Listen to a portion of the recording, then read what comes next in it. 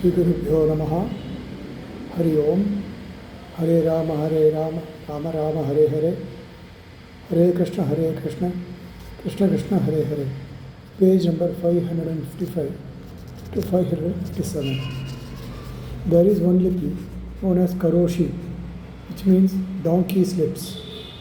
Note the notation between words lips and lipi to indicate that it is representative of the spoken word. That is, the lipi for the Parsi language. Like the lips of the donkey, those letters will have protruding out curves. Like the Roman lipi is the common for all languages of Europe, the common one for all Indian languages is Brahmi. Devanagari script is quite noticeably evolved from the Brahmi.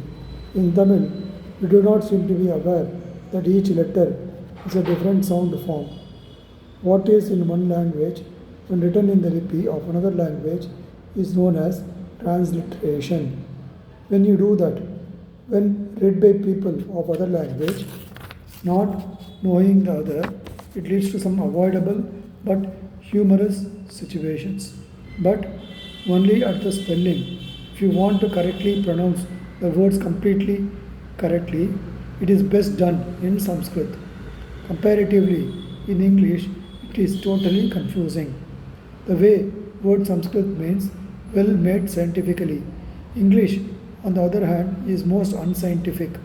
The perfect Sanskrit is what is unknown, and possibly it is the unscientific English which is most used for communication all over the world today.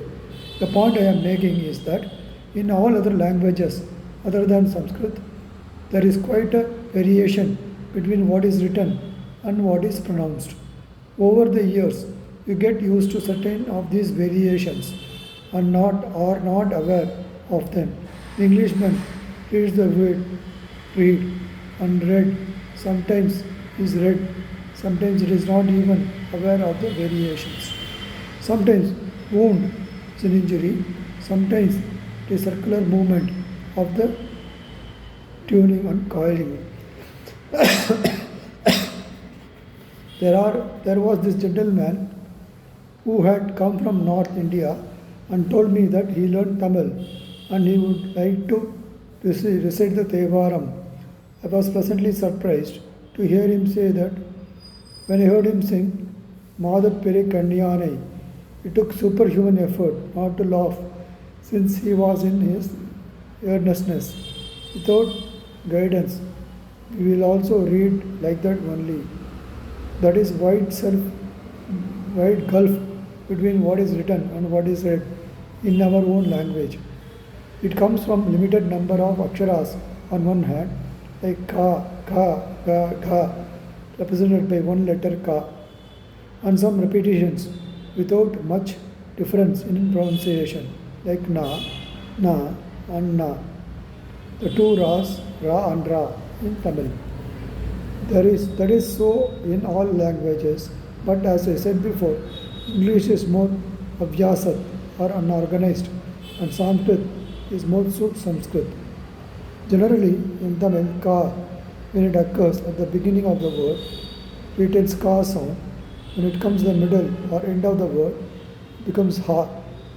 For example, kalam is ka pronounced as ka only, whereas mukamakam, it is pronounced as mahamaham. Similarly, ta is ta in the beginning and da in the middle and end of the word. But these things are very clearly spelled out in the books of Tamil grammar, such as Tolkappiyam and Nannul, as to what the changes in pronunciation of each letter. But since majority of the people do not know the rules of grammar, they know this more by usage than by any other law of grammar. In English, these changes are purely based on usage and practice. What I meant to say is that there is no rule of grammar as to why put is pronounced different to cut, and but is not why in walk and chalk. The T is silent. Why in more similar spelling of bulk, in T is not silent. In Sanskrit, The spelling is completely true to the phonetics except for two variations. One is visarga, or the two vertical dots like this, colon. Normally this visarga carries a sound of aspiration, like a sound between ha and h. Like the Rama, the visarga is made to word Rama and sound like Ramaha, not Ramaha. When the visarga occurs before the letter P, it is supposed to import the sound of F. This is as per the rule of grammar. But the variation and spelling and phonetics, this is the first variation. The second variation is that the words such as Brahmanya, Brahma and Vani, though they are written like this, they are yet to be pronounced as Brahmanyan, Brahma and Manhi respectively. But this is not a general rule for all other words, like the dotted H occurring in the enjoined words of Sandhi. For example, in words such as Bhakvaram, Jivaha, Prahladan, it is said to read as written, except for that these two variations between spelling and phonetics, every word in Sanskrit is exactly pronounced the way it is written. Sri Guru Bhyo Namaha Hari Om. Rama Rama Rama Rama Rama Rama Rama Rama Rama